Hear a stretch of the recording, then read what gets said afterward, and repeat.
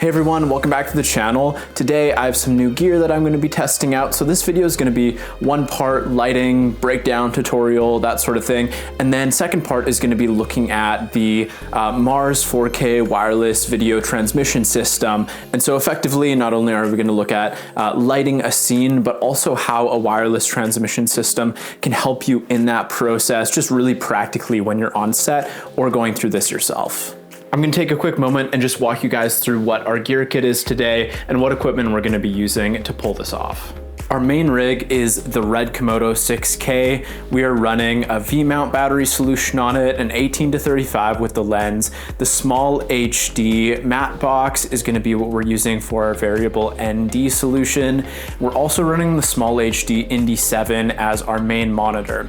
For transmitting, we are running the Hollyland Mars 4K system. The lights we're gonna be working with are the Aputure 300X, as well as the Godox TL-60, and then another light from Aputure, which is the B7C, which is their bulb light. Let's go ahead and start putting together our main setup.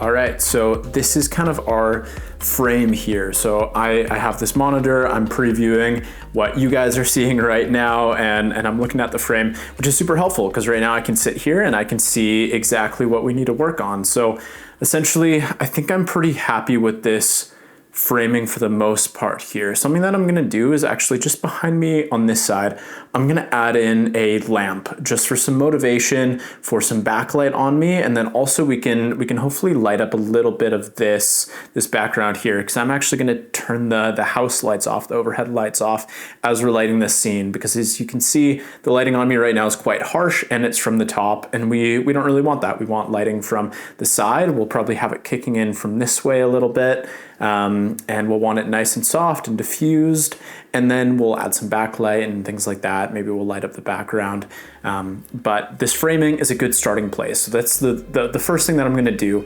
every time that I set up a scene is start with the composition, start with the framing, the blocking, and then I'll be adding my lights from there.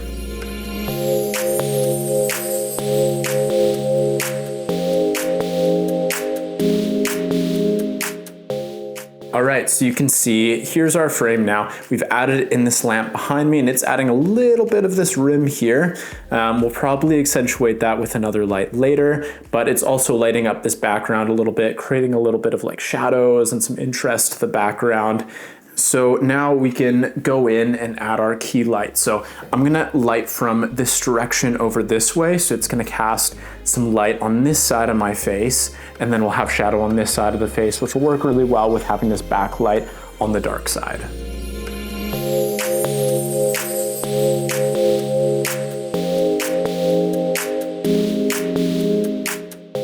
All right, so we can see that this scene is obviously way too bright. We need to bring this light down, but it is way, way, way softer than what we had. So we're gonna bring that intensity down, just kind of dial it into taste.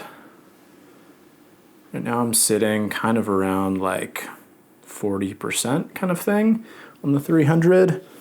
I think that looks pretty good. I might even bring it down just a touch more, just bias back a little bit of detail, something around 30%.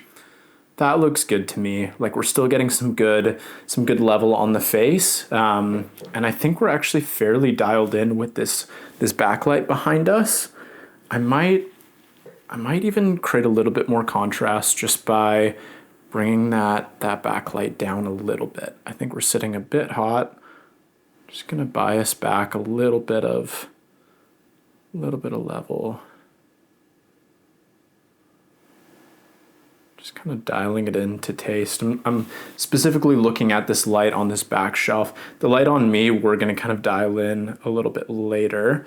So I'm more so just looking at what it's doing to that back shelf. So that's kind of full, that's off. So we want just a little bit of that shadow showing up, a little bit of contrast getting added, but within taste so that it isn't competing too much against our key light here.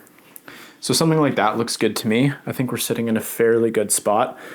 But as you can see, having this big muslin, it helps with the roll off on my face. So you can see when I'm turning this way, we have nice soft light rolling across this side of my face, and then that nice fall off of the shadow on this side here. So that's a huge benefit to doing something like this versus using something like a softbox. You just get a lot more pleasant roll off, I guess. With the softbox, it's still soft light. It's better than having a hard light blasting into your face, but it's a little bit more difficult to get that even roll off. So as I'm looking at the scene, something that I'm noticing is we don't quite have the kick light or like the backlight that I would like on this side. I want, obviously, we have a little bit on my neck here, a little bit on my cheek here. As you can see, that's coming from this lamp behind me, but I want to accentuate that a little bit more. I want to see if we can pick up a little bit of that in my hair, a little bit on the jacket, on my shoulder here. So let's go ahead and set up another light to take care of that.